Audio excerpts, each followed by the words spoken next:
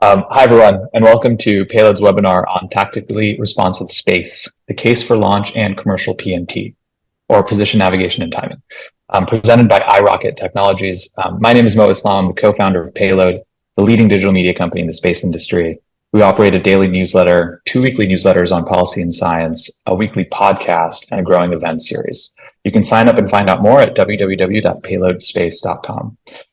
Today, we're joined by Asad Malik, President and CEO of iRocket, and Patrick Shannon, founder and CEO of TrustPoint. Gentlemen, thank you very much for joining us today. Why don't we, before we get into the meat of the conversation, why don't we start with brief introductions about yourself and a few minutes on your respective companies? Asad, I'll turn it over to you to start. Thanks a lot, Mo. Thanks for having us on Payload's webinar on tactically responsive space. We're pretty excited to be on this call today with you guys and to talk a little bit more about iRocket. So a little bit about me. I started iRocket back in 2018. I'm an engineer and extremely passionate about building a reusable launch, to get to orbit by 2026. I've been working with the Department of Defense for the last 15 years, of which the last 4.5 years I've spent working with the U.S. Space Force Space Systems Command out in Albuquerque, New Mexico, and they've been our end user customer and also our sponsor from day one. And we're really excited to be working with them and our partners up at Air Force Research Lab and with several other government partners such as Transcom, Spacecom, and various other agencies. A little bit more about my background. Prior to founding iRocket, I spent about 11 years in the engineering consulting industry where I helped deliver close to $2 billion in constructed value infrastructure for DoD with exceptional praise. And I've always had a passion for space and wanted to come back and contribute to the commercial space race. And so me and my partners founded iRocket to basically transform the launch and space industry by building one of the world's first reusable small launch vehicles, focused on a setup of reusability from the beginning with high performance and long life. And we're basically reconditioning, reloading, and relaunching our rockets synonymous with how airplanes are flown for multiple daily flights in under 24 hours. And super excited to be here and really excited to talk about tactically responsive space and how that affects national security priorities. Amazing. Thanks, Asad. Patrick, over to you. Awesome. Thank you. And first off, again, Mo, thanks for having me. Asad, thanks for the invite to join this particular topic, talk a little bit about what tactically responsive space means in the PNT, or position navigation and timing perspective.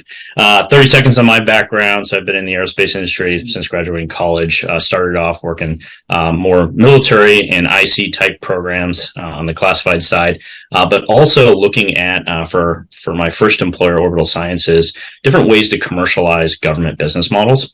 And actually had my first glancing blow with the GPS program through some studies of the WAS system back in 2012, 2013.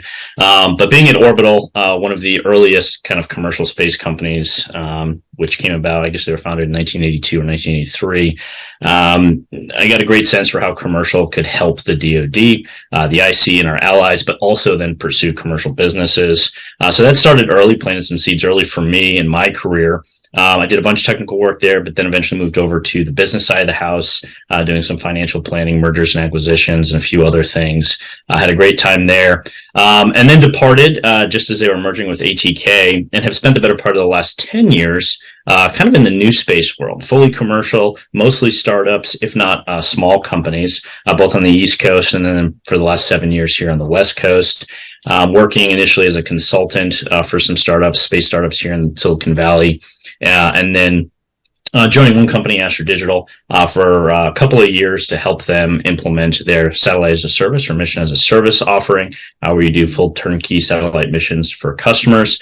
During that particular endeavor, I supported a lot of telecom companies, and that set the stage for me recognizing that the GPS or GNSS world, Global Navigation Satellite Services, is really just another form of broadcast telecom, satellite telecom, and was a great opportunity for some new commercial play to come in and help disrupt, augment, complement the existing services.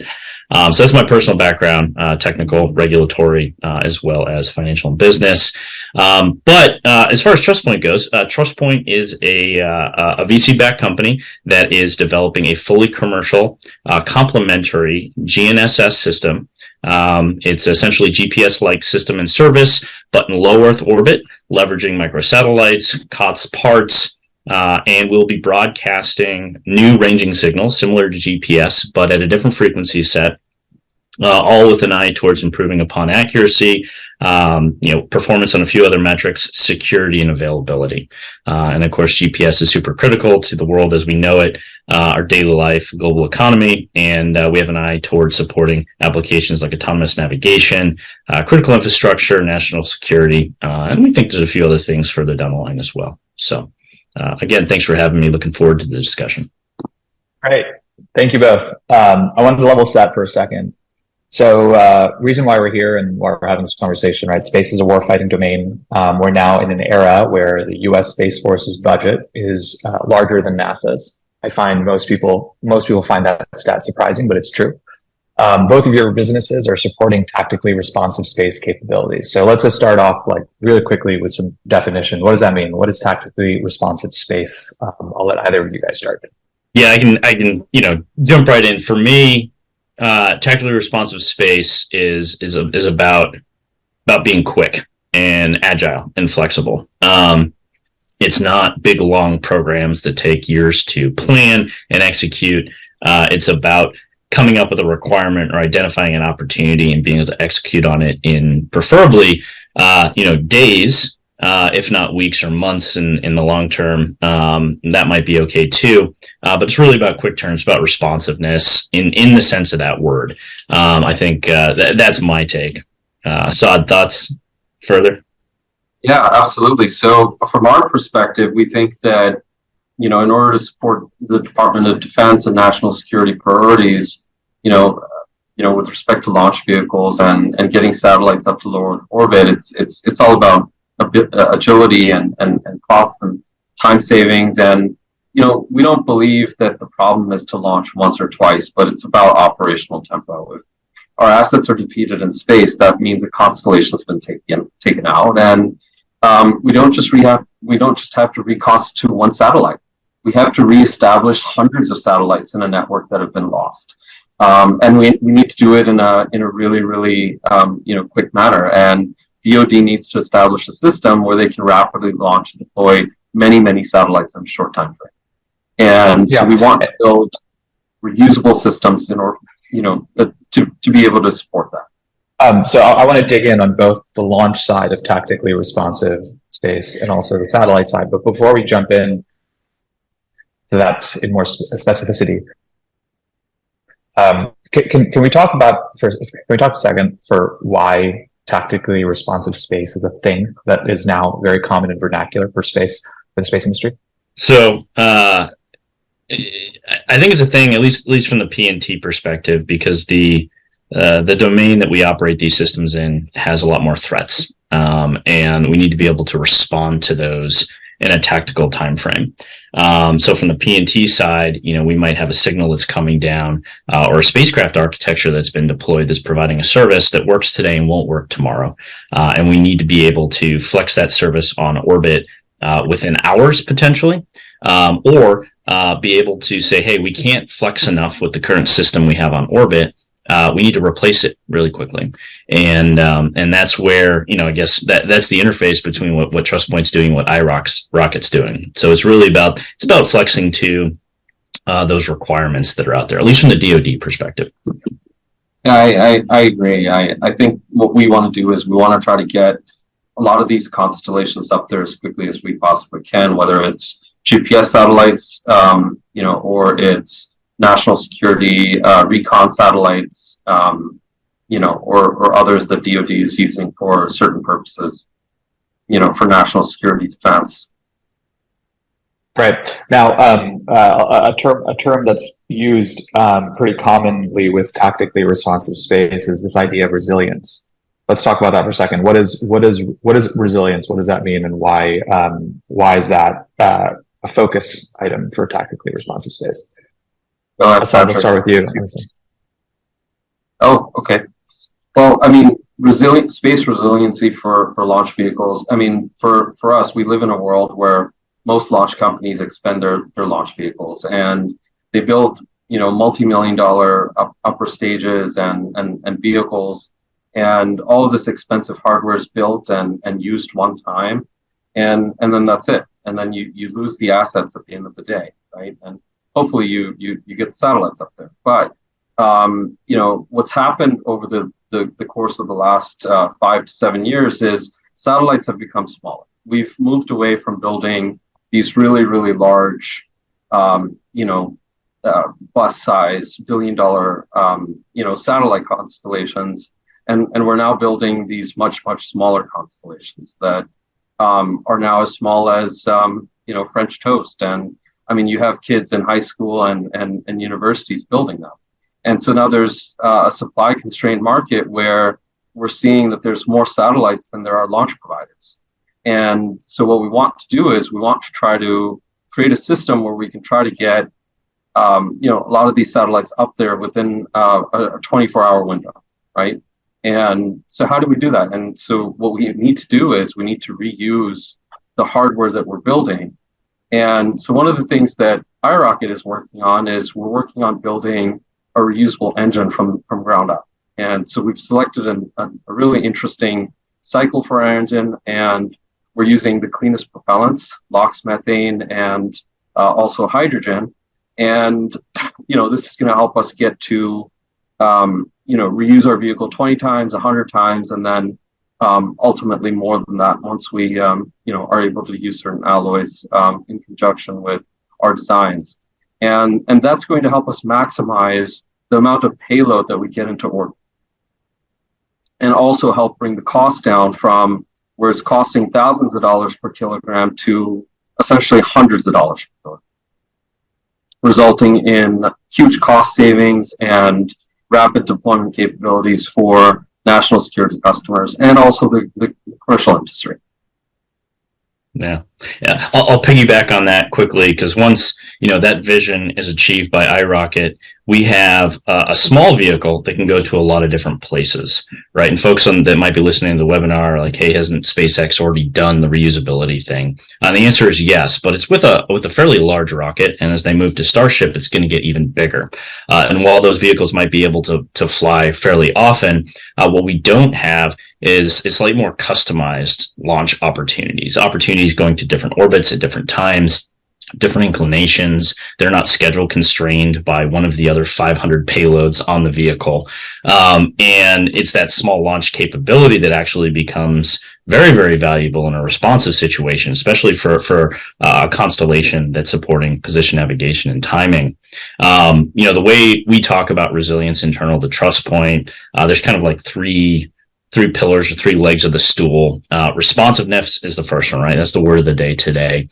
That's being able to react, quickly to things. The other one is flexible.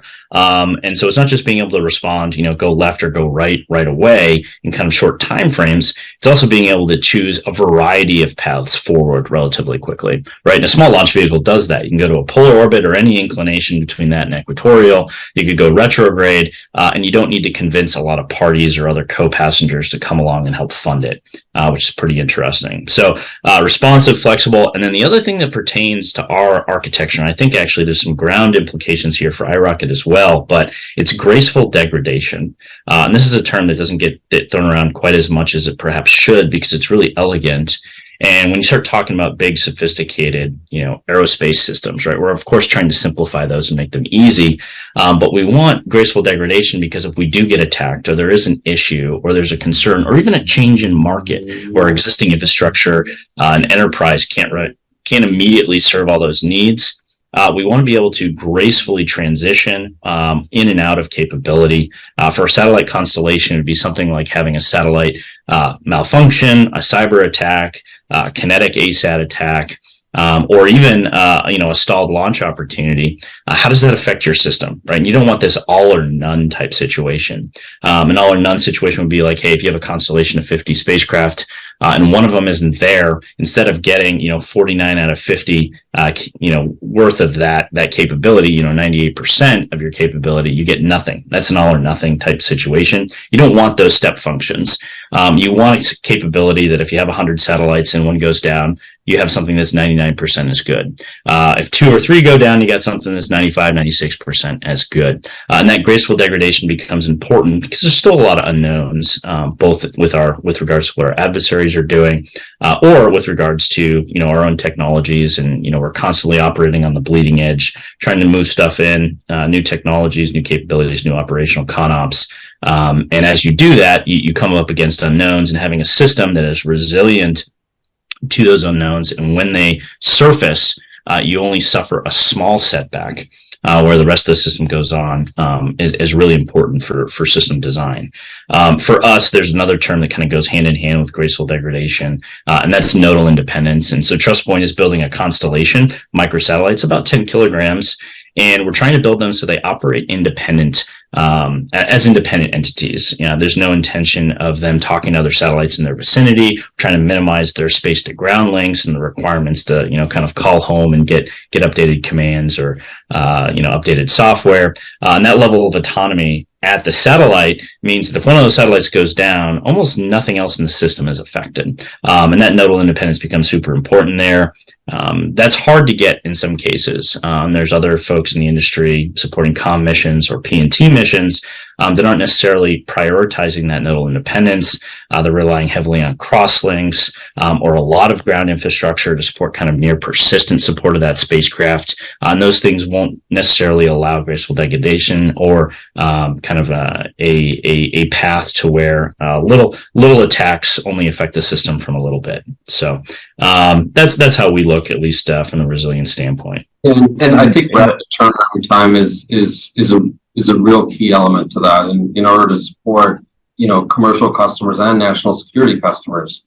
And I also think that the other part to this that's really, really important that you kind of mentioned is there's a technical part about building a system that can be tactically responsive space. But I mean, what about talking about now self-healing avionics in a network suite for a launch vehicle, for instance? Right now, I mean, you'd have to bring the vehicle down and dissect it and relook at the data. But what if you could build a system that was smart and it was able to self-heal its network? And what if you could build a vehicle that you could do minimal damage assessment on and then refly it, synonymous to how we fly airplanes today? And what if you also automated all of the ground support equipment? Now with all that custom software and working hand to hand with FAA, you can attempt multiple launches within a 24-hour window. Up until now, it was really, really difficult to do that, even if you had a launch vehicle built. Let's talk about that for a second. Let's talk about the regulatory side and challenges or some of the progress that's been made with working with the FAA. Yeah, I mean, look, I think. Asad, why don't we start with you? Yeah, absolutely. So I think one of the things that's really interesting to note is there's a lot of challenges, obviously, with FAA, approving launches and relaunches after a launch company has had failures, for instance, right? And one of the things that they're really interested in is working with a small launch vehicle provider to integrate AIS and ADBS sensors into the launch vehicle, so that you can essentially insert yourself into the national transportation network. And now what you can do is you can signal the Coast Guard about falling debris to clear out ships. You can close a bridge or a highway and clear out people in large territories where there could be some falling debris situation. So I think that's going to be sort of the way that you get to this next generation of launch availability. is to integrate yourself into that national security network by working hand in hand with FAA.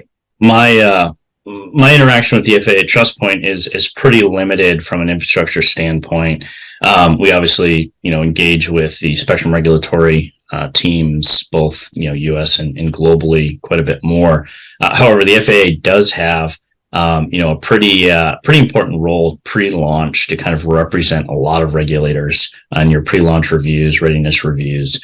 And there are often the right people in the room. Sometimes there aren't. And the FAA's got to go run those down and fulfill a lot of requirements of other regulators. And I think they're doing a fantastic job. And obviously they've gotten a lot more experience with the hundreds of launches, and now, the tens of new launch companies being able to support this.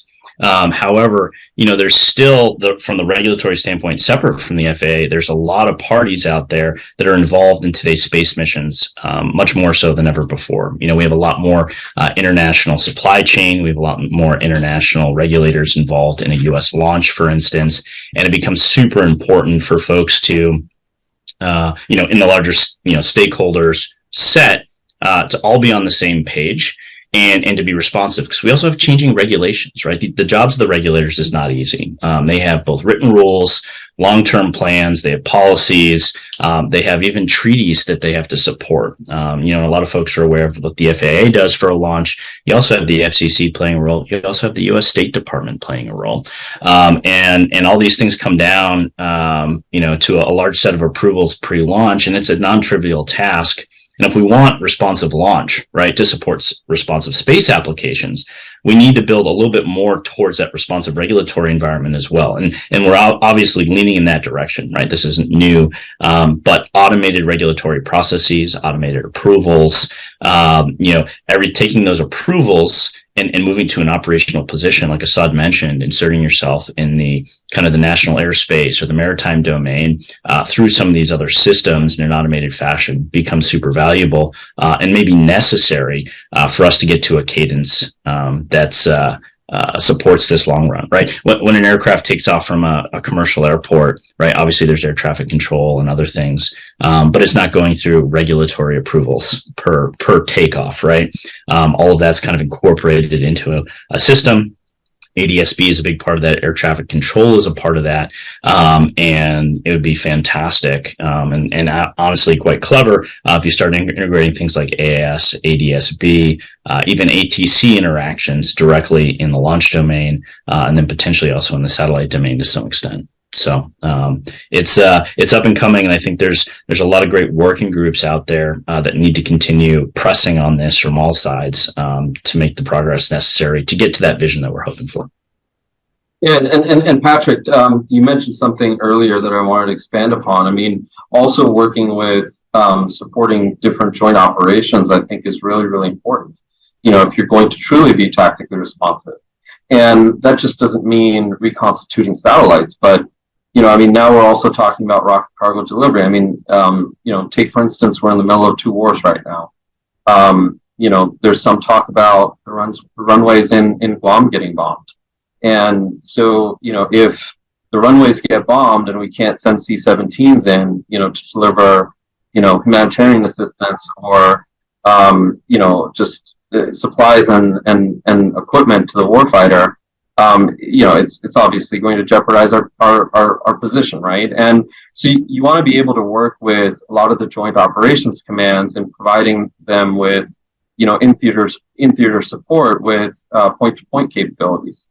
And, whether that's, intelligence, surveillance, recon, or, whether you're providing some kind of, secure communications along these lines, for land, sea, air, and space domains, I think it's really, really important to just sort of emphasize for a minute that 100% reusable launch vehicle will help to unlock a lot of these, new sort of market sectors here in the near future. Outside of launch capability, are there any other technological challenges or hurdles to achieving responsive space? I know, Asad, you brought up a few things related to automation, but curious what you guys think in general. Yeah, I think it's an extension of launch, but I think propulsion still has some some ways to go to be fully responsive on the satellite side, so satellite propulsion. I think small launch, specifically what iRocket's pursuing, is a fantastic first step in that direction, getting you to the right orbit roughly. But then we need to be able to maneuver on orbit. We need to be able to deorbit to keep our orbits clean so we can put more stuff up at a fast pace without thinking too hard about it. And propulsion technology is difficult. There's a lot of great phenomenologies out there. There's a couple of great products out there. A lot of them are still pretty large, limited to spacecraft in the 100, 200 kilogram type class.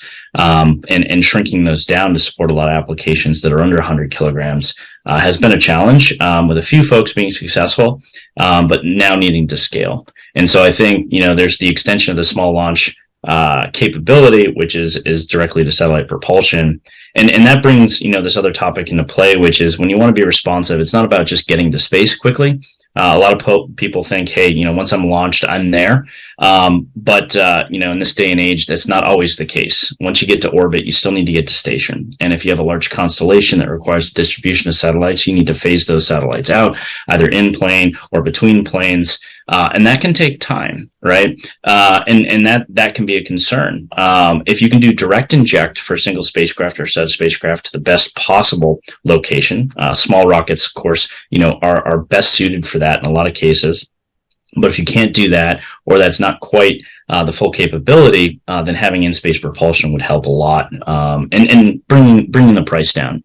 Propulsion is a major driver in satellite costs today, under 100 kilograms. And to that extent, if you wanted to build a system that wanted to, get launched to 600 and rise to 900 or 1,000 kilometers, where there's a lot of military applications today, that's a long trip. And it's not just a long trip because it also eats into the operational life of the spacecraft. And then due to regulations, you also have to bring it down to keep those orbits clean so we can keep going there. So you need to preserve a little bit of life at the end of your spacecraft mission for propulsive maneuvers to deorbit. And to that extent, I think there's still some challenges in propulsion, whether those are economic or technical. I think it's a mix of the two. But that's another area, at least technically, that responsive space still needs to push on, and we still have a lot of opportunity. Asad, anything else you want to highlight? No, I think we covered it. So, just switching gears for a second, does responsive space also apply to civil and commercial use cases? It absolutely does. I'll let Patrick talk first. Yeah, absolutely. So, the technically responsive lingo obviously is very DoD centric. But if we were to pull out, that language and distill down, words that commercial folks might want, right? It's iterative and it's quick. And today, if you look at the cost structure of a space business, launch or satellite, a large portion of it is still CapEx. It's still the spacecraft themselves or the launch vehicles themselves, the infrastructure to support it. But more and more, those CapEx requirements compared to your OpEx requirements. So your labor, your time frame, your R&D efforts to support that long-term vision, those month-to-month costs are starting to become more balanced with the CapEx. And to that extent, being able to do a satellite or a space business fast, both for the company itself, being able to go from concept to product and then to iterate on that product rapidly on a period of months or weeks, becomes very economically beneficial to the business. It's also super beneficial to customers. Prior to founding TrustPoint, working mission as a service or satellite as a service type contracts, we'd have customers show up and say, hey, I need to get a satellite on orbit in 6 months, right? And I'd say, okay, what's happening in 6 months? And they might have a regulatory deadline. Their funding might be running out in 6 months. They might have a customer that said, hey, if you can deliver by this point, I'll sign a contract with you. Right. And none of those things relate to adversaries or responding to, a near peer in a DoD environment. They're all just, facets of everyday business life. And things change. Optionality in your business becomes super important, whether it's for the space system provider, like TrustPoint or iRocket, or the customers of those systems, being able to say, hey, this is our requirement today. And then in a year, if it changes, not worrying about the fact that it changes and coming back to your supply chain and your partners saying, hey guys, it's shifted a bit, let's change it up. And that generates better economic value across this, across the entire ecosystem when you can do that. So I think there's a bunch of economic benefit in there. And so it absolutely applies to civil commercial. One of the cool talking points that I like to highlight as pertains to GPS If you look at the GPS infrastructure, we have these beautiful, exquisite $500 million satellites supporting our mission today.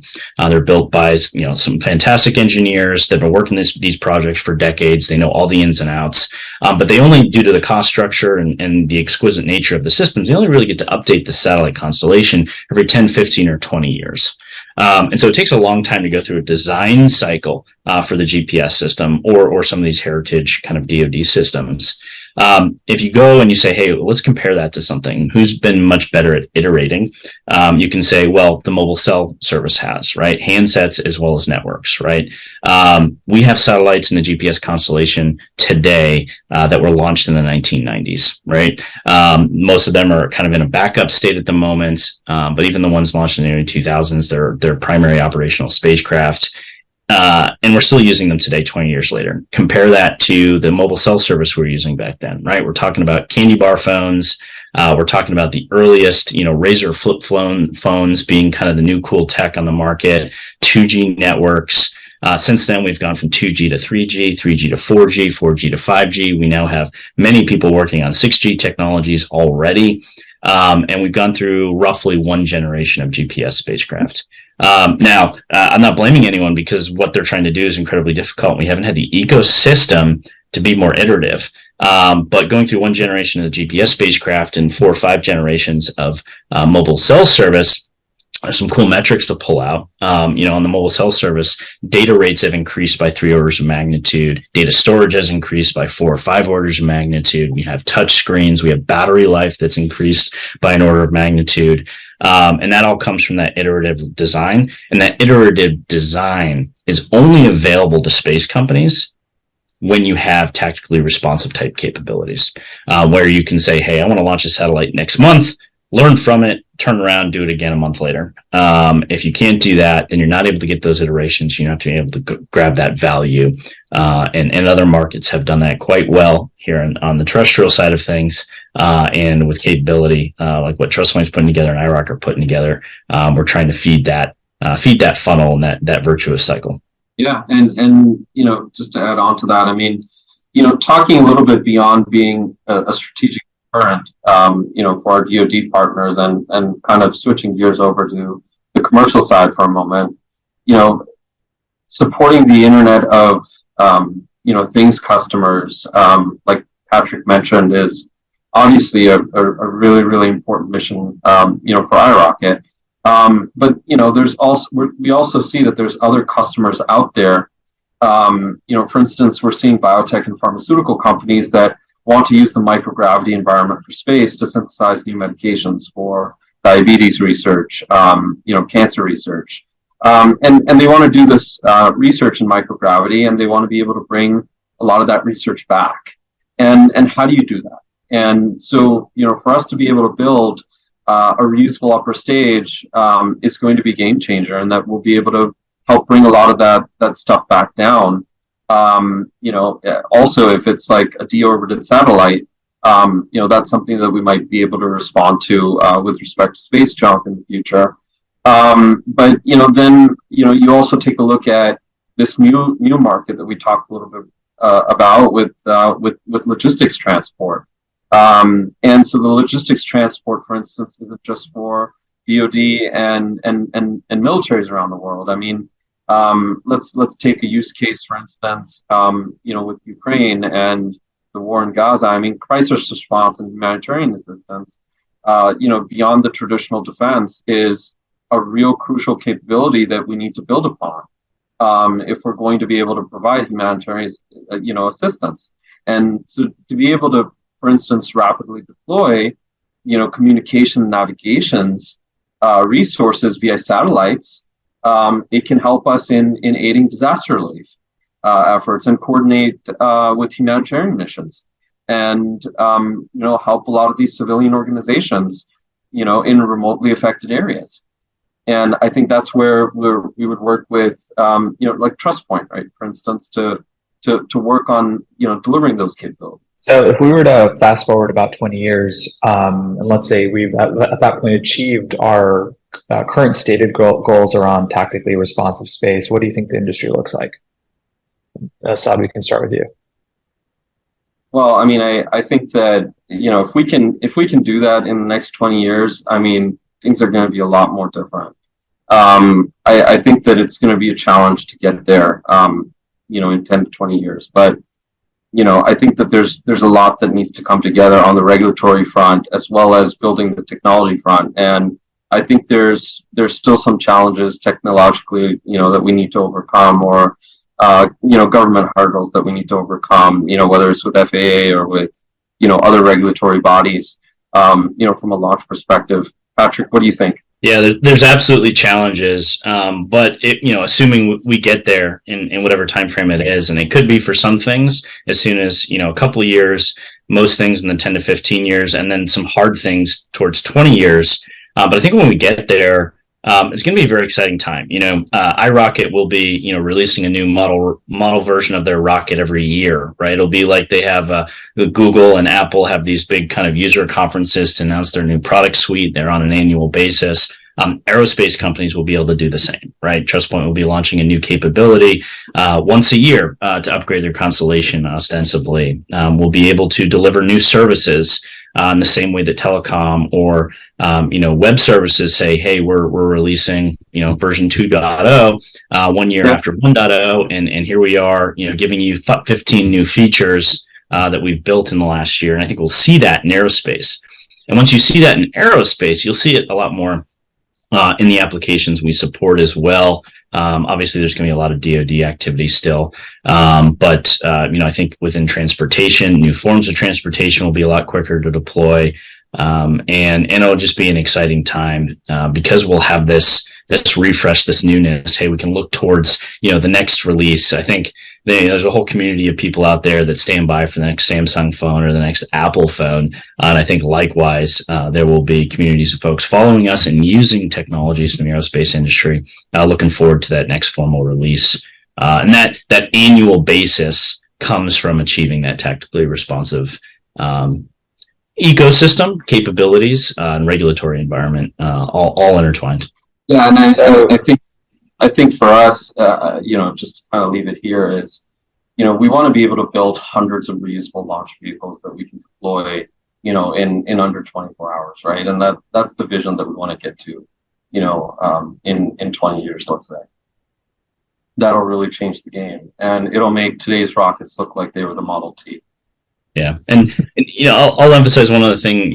Asad used a term earlier, kind of a deterrent of some sort, having this rapid capability, and I think that's super important. One of the things that TrustPoint has talked a lot about, which I'll highlight for folks, during this webinar, is up until today, we've only had kind of a few flavors of position navigation and timing technology, right? We've had kind of local sensors, inertial navigation systems. We had some kind of local terrestrial type things. And then we've had the GPS system.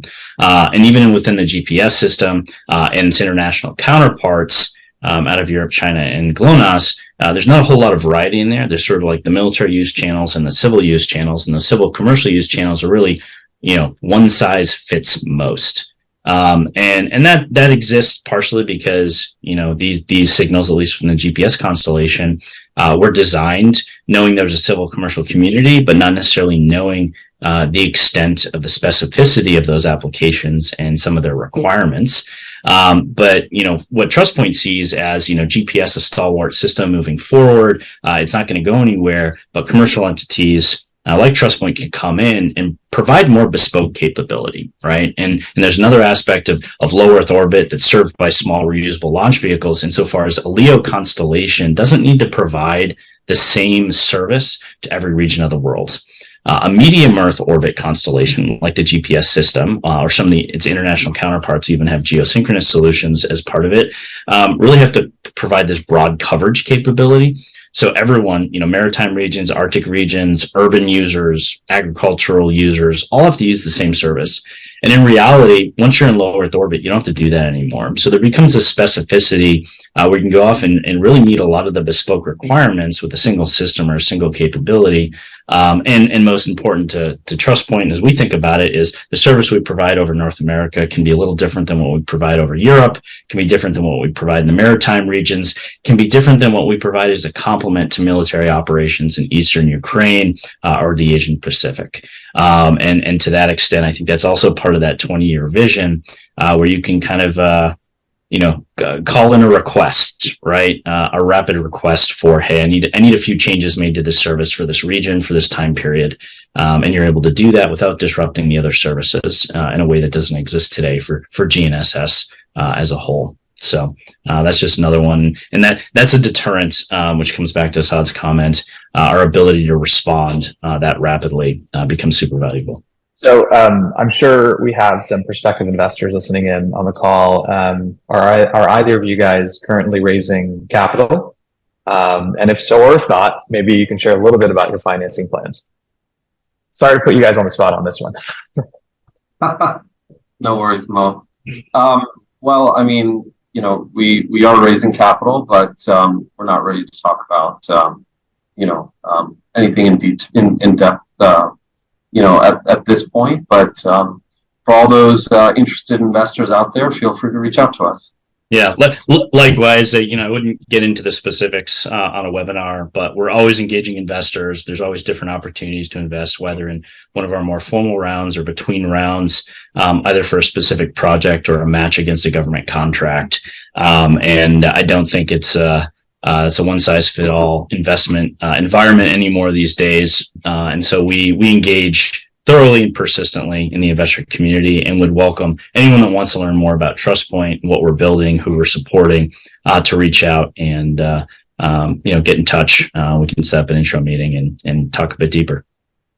Great. Is there a way to reach out to you guys that you can share?